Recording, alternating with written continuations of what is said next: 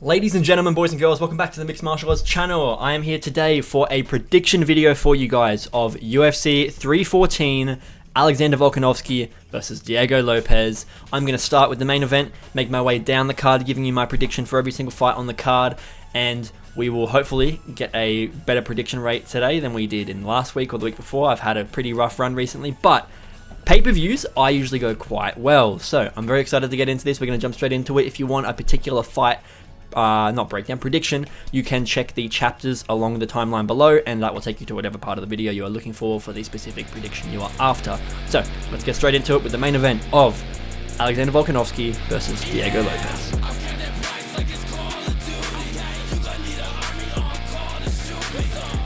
Alright guys, so let's get straight into it. Main event prediction, we are going to jump across to Tapology, a little bit different for these prediction videos. I'm going to get a little bit more on-screen stuff for you guys to see now. So Alexander Volkanovski is coming off of 2 knockout losses. Obviously, we all know this, okay? Diego Lopez is coming off of, I think, 5 wins in a row in the UFC, and only one of them by decision, I believe.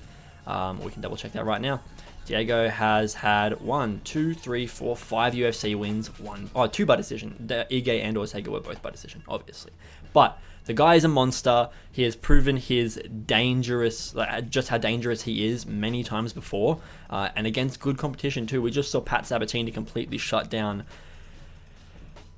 Joanderson Brito, who previously had beaten Diego Lopez. So for Diego to then shut down Pat Sabatini and Pat Sabatini to shut down Joanderson Brito, it's a bit of a weird triangle there, but you get the idea of this guy is making moves in his career and becoming a much better fighter at 30 years of age. You know, he's barely even in his prime yet. So this guy's got some longevity to him. Volkanovski is quite the opposite. 36 years old, looking to break the curse of lightweights and below have never won a title fight if you're aged 35 or over. Never happened before. Welterweight, it's happened 3 times, okay? Tyron Woodley twice and Bilal once. Other than that, even welterweight hasn't had 35-year-old champions besides those 3 instances. So this age curse, I guess I'll call it, is very consistent in its credibility. It's very reliable to go back to as like, yeah, ultimately I'm predicting this fight. I'm not sure what I want to pick. This guy's 36. It's a title fight. It's at lightweight. It's at featherweight. It's at bantamweight. He's not going to win. And that's always been true. That has always been true. But today I'm picking against that. I'm picking my boy, Alexander Volkanovski. Now I'll get to my reasoning for this. I believe that, I'm going to give the prediction, listen, that everyone's going to give on this. Everyone's going to have very similar takes on this, okay?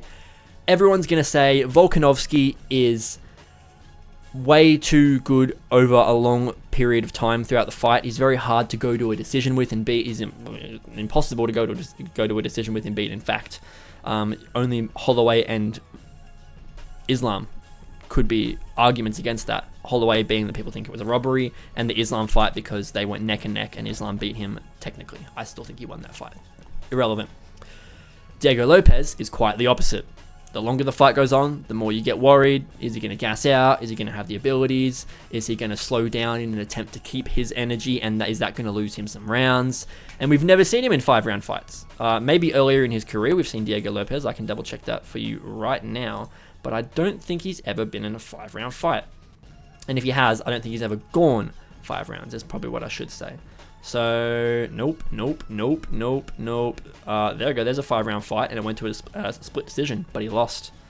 5-round fight, got a 3rd round finish there. Yeah, there we go. He got 1 decision win against the 29-14 guy over 5 rounds. Other than that, there we go. That's a round 1 finish. Yep. He don't go 5 rounds. He's been at 5 rounds like twice. And once he lost, the other time he won. And that was much before his UFC career. Volk has been to 5 rounds many times before and has almost always won. In fact, in the UFC, he had always won until he fought Islam the first time. So that's obviously what everyone's going to go with. Everyone's going to be like, well, if Volk makes it out of the 2nd round, he's going to win the decision. It's not that simple, okay? That's relatively what you're going to base a lot of it on. But it's not that simple. It's not that cut and dry. My prediction is going to be Volkanovski by again, like I said, pretty much everyone's prediction should be this.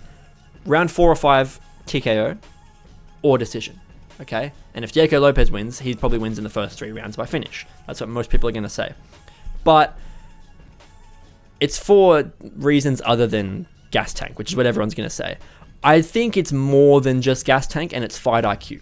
So I could be wrong here, but I'm going to go out on a limb and say Ilya and Islam were both losing to Volk before they knocked him out. And in the Islam decision fight, the first one at UFC 284, Volk arguably won that. This leads me to believe that it doesn't matter about Diego's gas tank. It's not that he's going to gas out. It's that he might have the energy, and he probably will preserve his energy to be prepared for 5 rounds. That's what you do for a title fight. But I think Volk's fight IQ is very fucking difficult to combat. And Diego Lopez hasn't had insane fight IQ. He's not had a lack of it, I'll say, but he's not had the most ridiculous fight IQ in his fights. You could even argue maybe that against Brian Ortega, he had some moments of lapses in judgment. Obviously, I'm sure Volk has had some moments like that in his career too that I'm just not remembering right now. But overall, fight IQ, Volkanovski is incredibly fucking good at doing all the right things almost all the time. So I reckon Diego Lopez isn't going to gas out. He's not going to gas out like people think. And if he does, it won't be till like the 5th round. Maybe like end of the 4th round or something, okay? And if he does gas, he's more so just going to be like, I will gas out entirely if I don't just take the last round as I've already lost the fight, let's just stay alive kind of thing. That may be it. Maybe Diego's got a bit more of that Charles Oliveira style energy than we think, and he will just be like, I'd rather die than give up in the cage right now. But that remains to be seen across a 5-round fight. But I think Volkanovski's going to win this by decision. I want to say 49-46, but I could definitely see Diego Lopez getting like a round 2 and 3, maybe a round 1. I feel like round 1 is obvious for Diego to win, but part of me wants to say that Volk comes out really measured and very, very articulated in the first round and just kind of shuts Diego down to a degree. Doesn't massacre him or beat him really, really, really clearly, but just doesn't let Diego get off on what he's trying to do. And then in the 2nd and 3rd rounds, Diego Lopez adjusts, puts the pressure on Volk a bit more, is winning the rounds, pushing him back, maybe drops Volk once or twice. I could really see that happening. And that'll fucking scare me because we're going to see Volk's chin tested in those instances. And that's why I'm saying that if Diego wins, he's going to win in the 2nd or 3rd round. I don't think it'll be the 1st. I think it'll be the 2nd or 3rd round if Diego wins. But I think we're still going to see Volk win that 4th and 5th round. And one of the first 3 rounds. It could be any of them. But I believe that my guess is going to be Volk starts off very strong. Really, really takes Diego as a whole into consideration and is prepared for a lot of that stuff. And then it takes Diego around to get used to it, get adjusted to it. He's not fought competition like this at all, man. He's fought Brian Ortega. That's it. Dan Ige is great. He's not this good. Brian Ortega is close to being this level of championship, competition. But we haven't seen Diego prove that across a long period of time. So I feel like he'll take a second to adjust to it, and then he will lose it again in the 4th and 5th round where Volk starts to do the opposite. Volk then learns, Diego's caught on to some of these things, let me make my adjustments and take the pace to him, drag it out across the 4th and 5th round and really kind of just drown him in, whether it's activity that he's drowning him in or just IQ that he's drowning him in being smart enough to not let Diego do the things he wants to do and frustrate the shit out of Diego by making him fuck up multiple times over. So that's going to be my prediction. Volkanovski by decision, 48-47, maybe 49-46. Okay, up next in the co-main event, we have Paddy Pimblett versus Michael Chandler. This is going to be a very interesting fight. There's a lot riding on this fight for both guys, okay? So if we take a look at these statistics here, we can see that Chandler is 1-4 in his last 5 fights, okay? 1-4. He beat Dan Hooker before this, and then lost to Charles Oliveira, lost to Justin Gaethje, beat Tony Ferguson, and then lost to Dustin Poirier, and then lost to Charles Oliveira again. And he might be looking to lose to the baddie now after this. So we're looking at Michael Chandler possibly being 2-5 in the UFC. That's really fucking possible right now. And even if he does win this fight, he's still 3-4 in the UFC. It's kind of crazy that he got the high level fights that he did for as long as he did, but I digress. Let's talk about the fight. Paddy Pimblett, however, coming off of obviously being undefeated in the UFC, but most recently, Bobby Green submitted him out cold.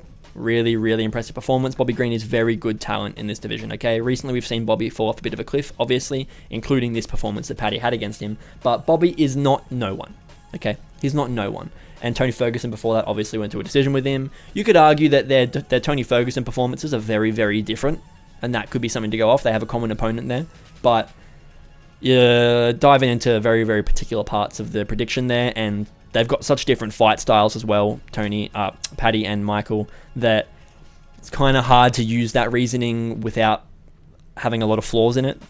But I could entertain it if that's what you wanted to say. Now, we've talked about age and height and everything like that.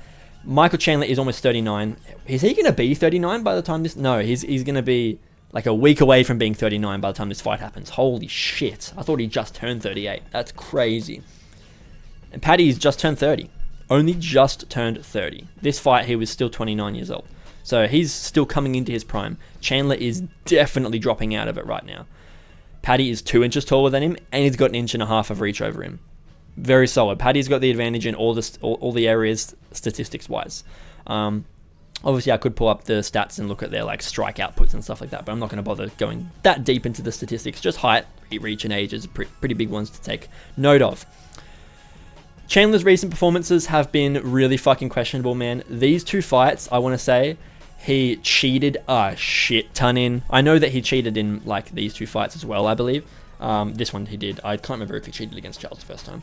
But he cheated against Poirier several times, and he literally almost got a back-of-the-head knockout KO over Oliveira, and the ref was doing absolutely nothing about it. There was like more than 10 unanswered back-of-the-head hammer fists. As in, I say unanswered, uncalled on by the ref is what I mean. Didn't say shit about it at all, and Chandler just kept doing it. Paddy has to be careful of Chandler's tendencies to cheat, okay? That's a factor. If you don't think it is, sorry, you're wrong, because you need to fucking take into consideration that Chandler's probably going to try and cheat against you, okay? Paddy's most recent performances, however, have been a lot better. So Chandler's been rough. It's been like, he was at least doing quite well in these fights, okay? He did good against Poirier to a degree, but not really. It was a war, but Poirier was fucking him up pretty badly at a lot of points in that fight. And he got smoked by Charles up until the 5th round. Like, it was slow, and it was a much more methodical Charles. It was a very different type of Oliveira that we saw in that fight. But he got smoked. Chandler got beaten bell to bell for the first 4 rounds, and then in the 5th round, he had a burst of energy and caught Charles with a nice straight right hand that kind of rocked him and had him hurt. But recently, Chandler's falling off a cliff. That's what I'm going to say. And Paddy's only getting better. He had good performances in his first 3 UFC fights, crazy knockout in that first fight, and then choked out these 2 guys, both back-to-back, Levitt and Vargas. And then he had a pretty bad performance against Jared Gordon, which everyone thinks he lost. So that is like, he started to have that, similar to Chandler, falling off a little bit. Then he fought Tony, and everyone's like, he did quite well against Tony. While we came into that fight with a lot of hate for him, and we were kind of really hoping that Tony would get a win over Paddy, he didn't. Paddy beat him, and pretty concisively. Pretty fucking concisively. And then he goes up and one-ups that, and really brings himself back to kind of his early UFC days level of performances, and just fucks up Bobby Green in an instant. So that was very, very necessary for him. He needed a performance like this. And Chandler hasn't had a performance like this in a long fucking time. I would barely even count this as being that kind of performance. Because at the very least, this was like, you clearly beat Tony the whole fight. This was, you knocked him out cold when he's been knocked out several times. Still good, but different. However, this is a fucking... Do you know how many times Bobby Green's been submitted, or how long it's been since he's been submitted? It's not that many. 3 submission losses ever. So he got choked out by Paddy.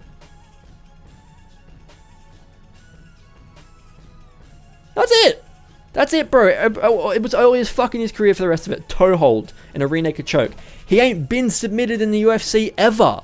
I didn't know that. I knew that Islam didn't submit him. I knew that was one thing. Is that Islam TKO'd Bobby. He didn't submit him. I did not realize he hasn't been submitted ever. Yeah, man. And Paddy did that shit, dog. Chandler's knocking out a guy who had been knocked out how many times in a fucking row at this point, or finished at this time in a row? Why is it giving me what Tony's career? Oh, he got finished by Gaethje and then brutalized for 5 rounds straight by both Dariush. Oh no, this was a 3-round fight, right? Yeah. Oh no, both of them were 3 rounds, right? Yeah. But 3 rounds straight against Charles, 3 rounds straight against Benil, just fucked up, ligaments torn apart, wouldn't tap to submissions, then gets choked out.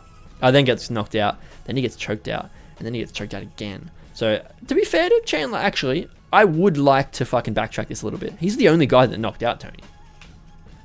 He is the only guy that knocked Tony out. But Tony was broken by this point. That's kind of the point I'm trying to make more. I shouldn't really talk about stuff that I don't know the specific statistics about, like how many times Tony Ferguson has been knocked out. It's only once. Oh, maybe earlier in his career he's been knocked out. Who knows? But with all that in mind, I'll finally make my point now. I'm going to pick Paddy Pimblett to get this one done over Michael Chandler. It's a 5-round fight, so if it was 3 rounds, I would say Paddy by decision. With 5 rounds, I think we are in for a finish. It's either going to be a Chandler round 2 or 3 probably finish, which I think is unlikely, but just like if Chandler wins, I think he'll finish early like that. Or more likely, I reckon Paddy gets most likely a submission over Chandler in probably rounds 3 or 4. So if I had to guess what, rear naked choke's a very simple one, and it's one that he's lost to before. Chandler's lost a rear naked choke before. Maybe even earlier in his career he has. No, he's only been submitted once by Dustin Poirier. But I think I would say rear naked choke is pretty likely. Obviously, Paddy's a bit of a submission expert, so there's a lot of things he could whip out of his bag. But I'm going to say rear naked choke's most likely. But my prediction, round 3 or 4, submission for Paddy Pimblett. Okay, next up on the card, we have Bryce Mitchell versus John Silver. Now, this is a very, very widely spoken about fight. A lot of people have had a lot to say about this one, so let's jump straight into it. We have the Fighting Nerds plotline looking to play out and continue to play out and not be broken at this point. It has been completely untouchable so far in the UFC, besides Bruno Brazil. We don't talk about that. But Gene Silva, Mauricio Hufi, Kayo Bahia, and Carlos Prates, 23-0 in the UFC, under the UFC banner, including Contender Series, 18-0 in the UFC. Gene Silva's 4-0 in the UFC. This is the Contender Series performance, yeah. And he beat Kevin Vallejos, which is a very, very, very good aging win for Gene Silva. But Bryce Mitchell is no easy customer. Now, I've been on record recently saying I'll never pick against the Fighting Nerds until one of them loses. That's been what I've been thinking. I've been like, I'm not going to pick against one of them until one of them loses first. Because right now it seems like they're not capable of losing a fight. You know how sometimes a guy comes into the UFC, you're like, this guy's talented, man, but I don't think he's capable of getting a win. Doesn't matter who they're putting in front of him. He's probably not going to be able to get a win. He's going to do something dumb. Fighting Nerds, I don't think they're capable of making a dumb decision that ends up losing them the fight. That's kind of where I'm at with them at this point. But I'm going to eat my own words here. I'm going to pick Bryce Mitchell. Part of me wants Gene Silva to win. I'm a huge Gene Silva fan, but I'm also a big Bryce Mitchell fan. I'm pretty much a fan of both of them. I wouldn't say I'm more one than the other. Gene Silva's been much more of a hype train to be fun to get behind recently. But Bryce Mitchell's fucking solid, man. He's got really, really fucking talented grappling. He got a nasty KO over Craig Gracie recently. Obviously got knocked out by Josh Emmett. Beat Danny again, a somewhat close decision. And before that, it was Ilya, who he took on short notice, but did do decently against Ilya at times. He even was like, I think he was boxing Ilya mostly in that fight, and he fucking mauled Edson Barboza. And there's more performances before that to talk about. Before he fought Ilya, he was undefeated in the UFC. He's only got 2 losses there. Lost to Brad Katona on the Ultimate Fighter, and that's it. He beat Andre Fili and Barboza, both by decisions. 3-rounders, both of them, I think. Yep. And he's beat Dan Ige, and he's beat Craig Gracie, and now he's up against John Silva. So John has beaten decent competition, but not the best, man. So I'd say Drew Dober is honestly the best win of John Silva's career. Melsik Bagdasarian is he was impressive the way he did it, but it's a pretty mid competition level. If I'm gonna talk about whether their wins are valued or not. Weston Wilson, I don't really value that much. It was a great win though. Charles Jourdain, I kind of value that a little bit, but John Silva missed weight for that. It was only a pound and a half, but he missed weight. and Charles Jourdain has now moved down to bantamweight, and Gene Silva got grappled by Charles Jourdain in that fight. Let me actually go and have a look at the statistics of this one real quick of what happened to John Silva against Charles Jourdain. Charles Jourdain got 3 takedowns. Obviously, there's only a minute of control time, so that's pretty good considering you got taken down 3 times, but Jourdain took you down 3 times, and he's now a bantamweight, and he's not a grappler. Bryce Mitchell is a very solidly sized featherweight, and he's a grappler, one of the best grapplers in the division. Part of me really wants Gene Silva to win this and be the aura merchant that he is, but I feel like Bryce Mitchell is a really hard matchup for him because we haven't seen Gene tested really at all in the grappling. Drew Dober couldn't get him down, like if you really want to go into like the specifics of like who tried to wrestle him and who couldn't, right? Didn't Dober shoot 4 takedowns? He didn't land any. Yeah. Who else? Who else tried to grapple with him? Did Weston? Kevin Vallejo's? No, that was Gene. No one else has tried to grapple with him. So he hasn't really been tested against the competition that we're about to see him tested against. So if I have to pick anything, I'm going to say Gene Silva's going to win this on the feet. There's no doubt about that. Bryce Mitchell's going to win this on the ground. There's no doubt about that. Okay. What it comes down to is A, whether we get to a decision and it's been a close fight, or B, if someone gets finished. Obviously, it's going to be Gene Silva getting submitted, or it's going to be Bryce Mitchell getting knocked the fuck out. One of those two things is happening, okay? Unless we go to a decision. I'm not going to say we go to a decision.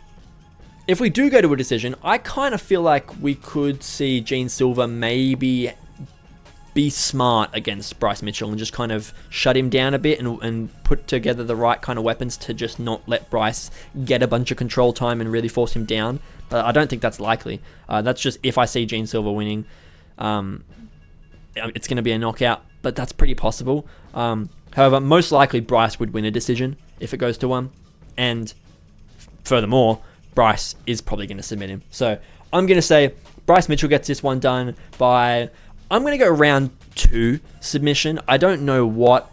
I can try and make up a submission, but like realistically, what? Bryce Mitchell doesn't have many submissions in the UFC.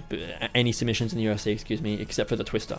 That's all we got. But he's got a lot of submissions early in his career. Triangle chokes, rear naked choke. So probably a choke, but I'm not going to be specific. I'm just going to say Bryce Mitchell probably submits Gene Silva in the second round in this one. Next up on the chopping block, we have Yair Rodriguez versus Patricio Pitbull. So Yair Rodriguez is coming off 2 losses in a row. He got finished by Volkanovski and finished by Brian Ortega. That's rough as fuck. But he's 32. He's 5'11". He's got a 71-inch reach. Patricio Pitbull is 38 almost. He's almost 33 to be fair. But Patricio Pitbull's almost 38. He's 5'6", 5 inches shorter, and he's 65.5 inches of reach, which is 5.5 inches less fucking reach. He's tiny compared to Yair, okay? And Yair obviously lost to Holloway, came back, beat Brian Ortega. It was a shoulder injury, but, is what it is. And then he beat Josh Emmett, which is a pretty good win. But then he loses to Volk, and then loses to Ortega.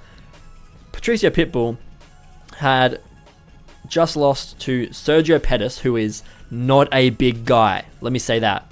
Not a big guy. Can I actually... No, I can't. I can't open Sergio Pettis from here. It's alright. Then he goes to Ryzen and loses there. And he came back to Bellator and won. But he's coming off a knockout finish and a decision finish recently over a guy that's pretty small, not the biggest. And Yair is a big fucking featherweight. He's frail, but he's big.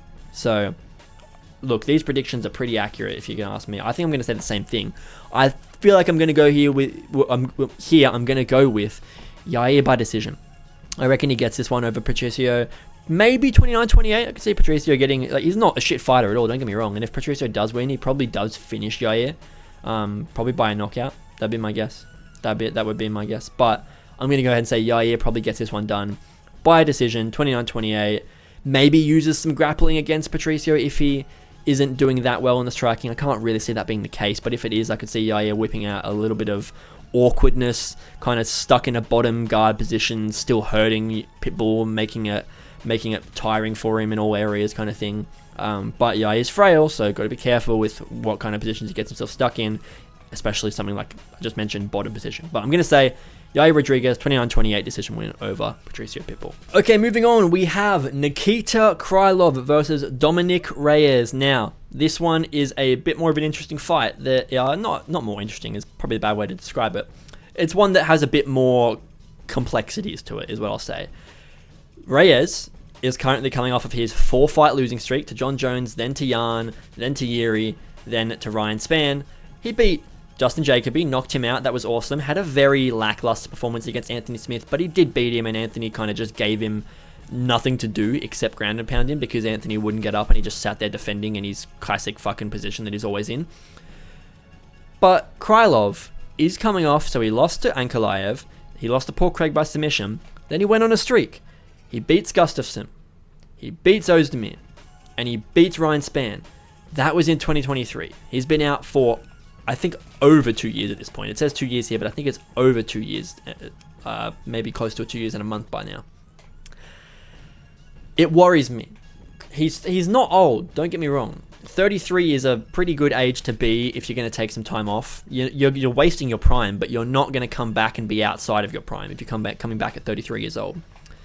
They're pretty much the same size, only 1 inch in height advantage for Reyes and only half an inch in reach advantage for Krylov. But with the Ukraine war, Krylov has been out for a long time.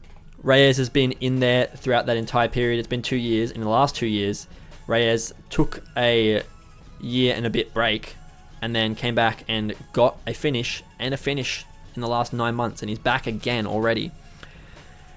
And he's not that old. He's 35, which is decently old, but you're fighting light heavyweight. You know, light heavyweight, you don't really consider their age until like 38, 39 maybe. 38 years old is perfectly fine in light heavyweight. 37 is perfectly fine. 35 is prime, to be honest, in this weight class. I really want to pick Dominic Reyes here. I really do. I feel like he's back on a bit of a run. He's not facing guys that are crazy knockout artists the same way that Ryan Spann is, Yuri Prohaska is, and Jan Blachowicz is. He's facing Nikita Krylov, who's a submission guy more than anything. In the UFC, he's been kind of a bit of both, but a lot of submissions. He knocked out Gustafsson. He knocked out most of the guys early in his career, aside from that. And he was in the UFC a lot earlier. I forgot that Krylov got cut and came back. Head kick, punches. Yeah, he did. Once he gets to this high competition, you know, Krylov, he starts to get submissions more than anything. So rear naked choke there, punches there, but triangle choke there, decisions in all the other fights. But I do feel like Reyes has recovered a bit. He's on a much better run now. And I may be biased in saying this, but I just feel like he's still good. I feel like he got unlucky with these 3 knockouts. Obviously, you did just get bested by them. I'm not saying that he was better and that it was just a fluke or anything. Got very clearly beaten by the guys, but these are fucking 3 big power punches, man. Heavy hitting guys. Krylov isn't really. That's not Krylov's style. Okay?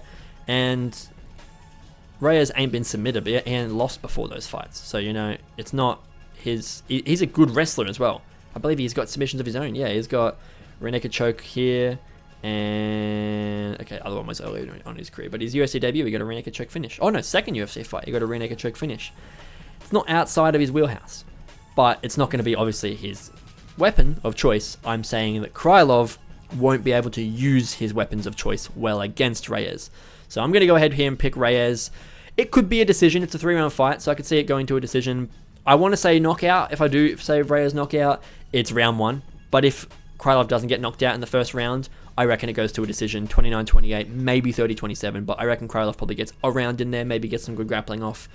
And Dominic Reyes comes out on top, 29-28. Okay, up next, we have Dan 50K Ige versus Sean the Sniper Woodson. So this one is going to be pretty cut and dry for me, man. I think Sean Woodson fucking sucks. He's just big. That's it.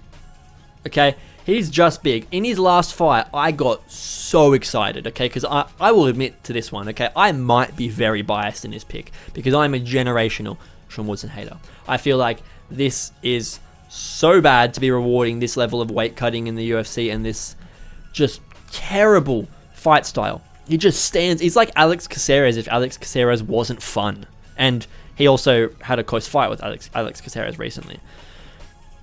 I thought that Fernando Padilla was going to beat him. I was getting so fucking excited. I thought he was going to pull it off. He almost submitted him a couple times, I believe. And I was getting so fucking excited. I could be misremembering this fight, but I believe that's what happened. And then he got knocked out really fucking brutally by Sean Woodson. So he's got that under his sleeve. He does have the knockout ability. But other than that, he's not that good. Dan Ige doesn't get knocked out. Never has been knocked out or submitted. He's only ever lost decisions. Only ever lost decisions. And we're talking about Diego Lopez couldn't knock you out. We're talking Josh fucking Emmett and Calvin Kattar couldn't knock you out. So, what? He ain't gonna fucking get knocked out by Sean Woodson. Woodson can knock people out. He's got knockouts, but that is not a knockout talent. He's just the size of it for it. And if you don't have the greatest chin, he might clip you. He might clip you. But like, Jordan doesn't have an insane chin. You didn't knock Jordan out. You know? Even Julian, it got finished by Julian Erosa. Julian Erosa is always so funny to see in people's records. Just a random loss every now and then by a fucking Darth choke or guillotine or something. I'm picking Dan Ige here, man. I feel like he's just so much more durable. He can mix the martial arts a lot better. And he honestly might even beat Sean Woodson on the feet. That's very fucking possible. I'm going to pick Dan Ige here. I'm going to say decision. I'm not going to say that he knocks out Woodson. He could, but I'm not going to pick that.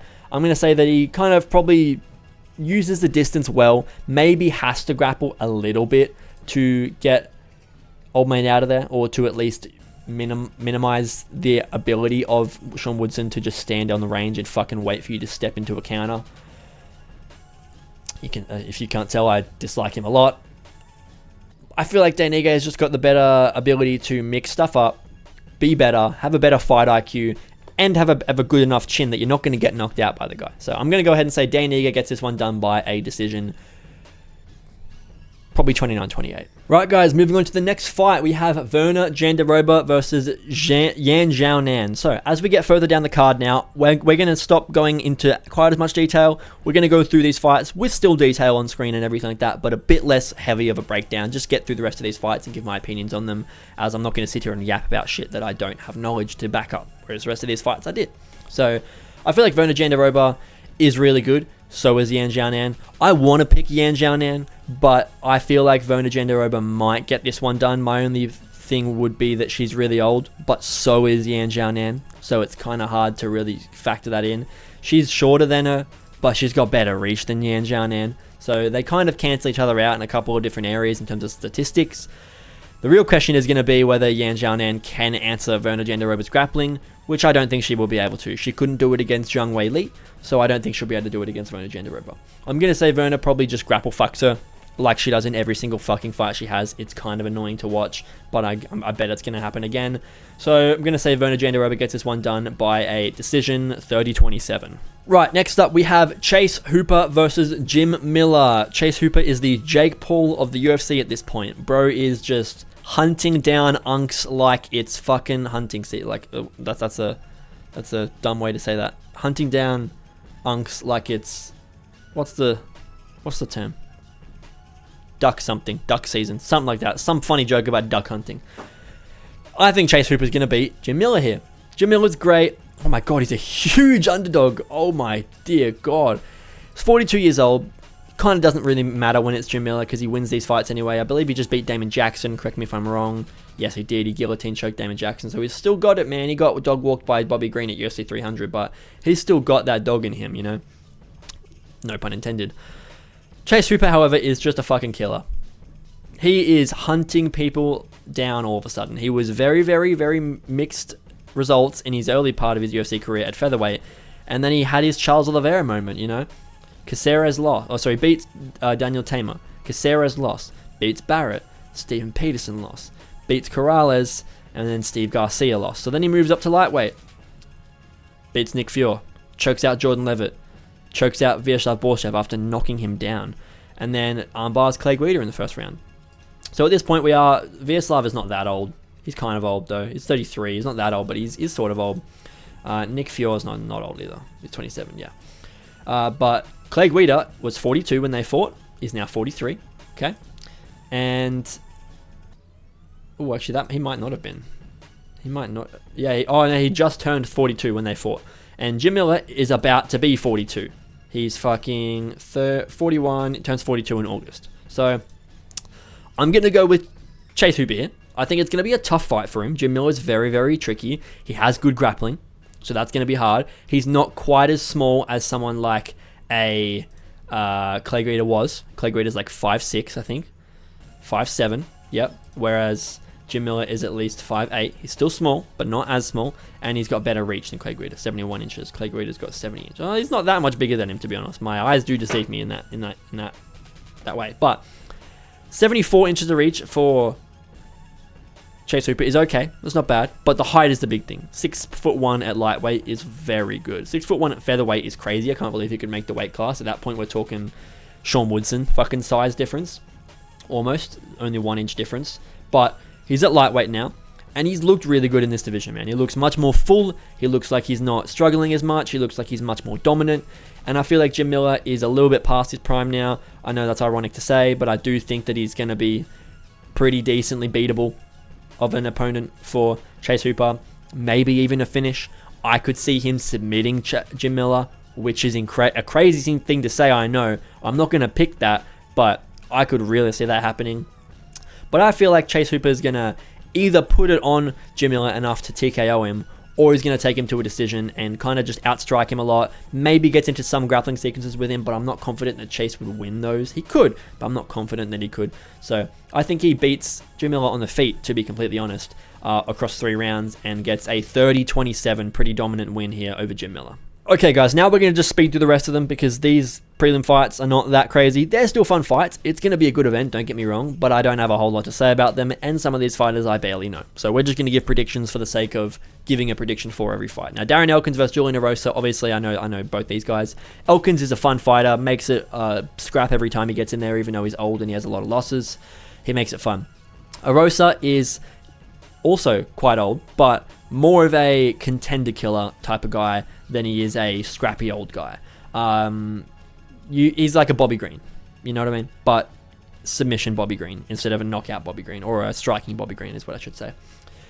I think Julian Erosa is going to get this one done. I could really see him just getting Darren Elkins stuck in a stupid position where Elkins just shoves himself into some kind of submission. Has Darren Elkins been submitted many times in his career? He's been submitted only once. I'll give him that. Only once, but by who? By who? Who submitted him? Oh, it was early in his career too. Oh, it was Oliveira. Of course, yeah, I remember that fight actually. Tough. Interesting. Very interesting.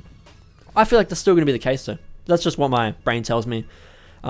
Reach and height advantage both go to Erosa. So does the age advantage. I'm going to pick Julian Erosa here by a submission.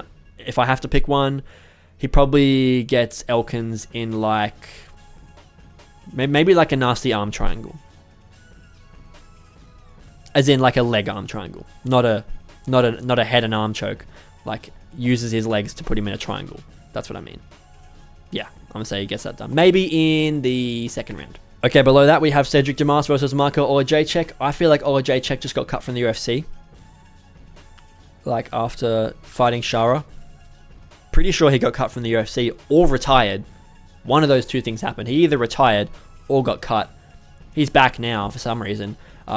He's literally 7-7 in the UFC, and in his last 5 fights, he went 1-4. So kind of interesting that they've brought him back, but they have. It's against Cedric Dumas. This isn't a short notice fight. If it is, it's like 5-6 plus weeks out. This wasn't made recently, so I'm not sure why they were so keen to have him back in the UFC, but he's fun. Okay, Olajaychek's a fun fighter.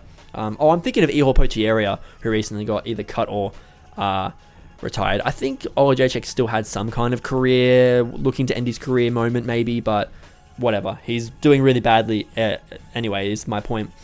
Dumas is only coming off of he's coming off a win, but he's only lost to old mate Ruzaboev, right? Yeah. Oh, and Josh Fremd. He lost to Josh Fremd. That's kind of shitty. By a guillotine as well. I could see Olajaychek getting him in a fucking in a bit of a scrap and beating Cedric Dumas. He got knocked out, right, by Ruzaboev. He got knocked out. It was an eye poke finish. Kind of fucking stupid, but still. Still finished him. Yeah, I'm going to go ahead here and say Olajaychik gets this one done by a TKO, probably second or third round. Below that, we have Suma Duerji versus Mitch Raposo. No idea. Sorry. I've seen Suma Duerji fight. I don't really remember what it was like, though. I just know that he lost to... Wasn't it Raul Rosas Jr.?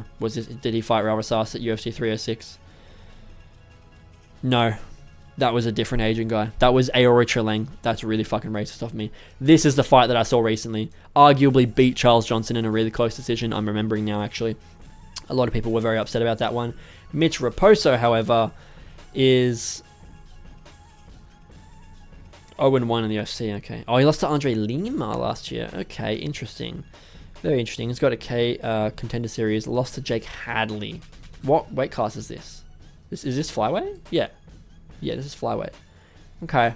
Not the worst loss to have, not the best. He's 5'5 versus 5'8. 72 versus... Oh my god, I'm sorry. I am picking Suma Duerji. What kind of reach disparity is that? Holy fuck, dog. He's got a 7.5 inch reach advantage over him. Suma Duerji probably by a finish. Knockout, maybe. Okay, 2 fights left on the card. We have Tresean Gore versus Marco Tulio. Don't know. Sorry, guys. I'm literally going to take a look at their records right now. I know I've seen Tresean Gore fight before, but I've not seen Marco Tulio, or if I have, I don't remember. He beat Antonio Tricoli recently, okay, and Josh Frim, okay. He lost to, I remember this, yeah, he lost to Brian Battle and Cody Brundage. Tulio, who the fuck are you, man? Beat Ihor Potieria. I don't even remember that. That was the start of this year. Oh, this was on the Doan vs. Rebus card, right? Yeah, I remember that Ihor got finished in this card. I don't know why I can't remember that it was Marco Tulio who did it. He doesn't even ring a bell looking at his face. But anyway, looks pretty promising, to be fair. He hasn't lost in a long time. Got a lot of wins, high, like decently good records on there as well. I don't hate that. Versus Tresean Gore, who has not really fought good records at all. Lost to all the good records he has fought. And then beat Josh Fremd and Tricoli, who are not good. So, yeah, I'm going to go ahead and pick Marco Tulio here. I don't know what by. He's got a lot of knockouts. Let's say knockout. Maybe second round. And for the final fight, we have Nora Cornell versus Hayley Cowan. Never heard of Hayley Cowan. I've heard of Nora Cornell. Don't remember her, though. She had a really lackluster fight recently, I want to say. Cavalcanti. Got dog walked by Cavalcanti. Oh, that was a split decision. No, I'm thinking of a different guy that Cavalcanti just fucked up in her last fight, right? That was Julia Avila, yeah. I don't think I saw this fight, so I apologize. Can't give a good prediction on that. Hayley Cowan, never heard of you. You are 0-1 in the UFC. You lost to Jamie Lynn Horth 2023. You've been gone for a long time. And you've been out with injuries by the looks of it. You missed weight at bantamweight. This fight is at bantamweight, okay. And then you were injured. And then you were injured. And then... Oh, they rebooked this fight, okay. Yeah, I'm going to go ahead and pick the girl that hasn't been plagued by injuries recently.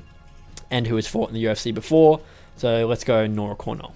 It's a women's fight, so decision. Okay, guys, that is going to be it for today's prediction video for UFC 314. I hope you did enjoy. I actually managed to get through that one pretty quickly, mainly because I didn't linger too long on the end of the card fights, which, like I normally do, I usually spend ages talking about every fight, even if I don't know that much about it. I'm trying to get a bit faster at it, so I think that was a good way to do it. Spoke a lot about the first few fights, still covered the last fights, but didn't dwell on them for too long. So let me know what your... let me know what prediction you guys agree with the most in the comments, as well as what prediction you think either you disagree with the most or you think it's the craziest take for me to be having. I'd love to know what is the most widely criticized take prediction that I had in this video. It'd be interesting to see which ones you guys think is like, how the fuck did you come to that conclusion, you know? So let me know in the comments below. I'd love to know. Please be sure to join me for my fight companion this weekend for this card. I'd love to have you there live with me. We sit here, we do shit like this the same way that I just had you guys here looking at Tapology and stuff is the exact same way that I do it when I'm streaming. We just pull up the fucking browser, we just be looking at shit, you know, just straight up. That's how we do it. We're here to chat, we're here to get stuff done and make like conversation about the fights while we look at things. So we'll sit here and look at UFC and go, oh, okay, this fight's blah, blah, blah. These statistics are blah, blah, blah, blah, blah, whatever. The same way I just did with the prediction video. So if you like this prediction video, you will like the streams.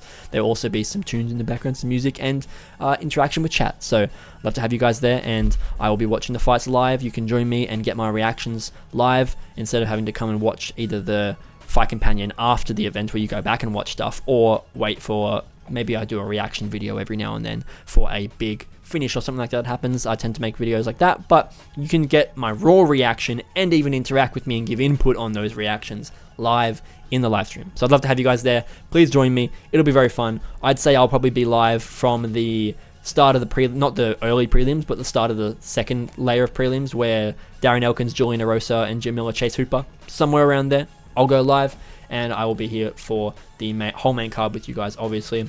It's going to be a blast. Very excited for it. Hope you guys did enjoy this video. Be sure to leave a like, comment, like I said. Let me know what your favorite prediction is, most crazy prediction, whatever it is. Just let me know in the comments. I'd love to know. Thank you guys for watching, and I'll see you guys all in the next mixed martial arts video. Goodbye.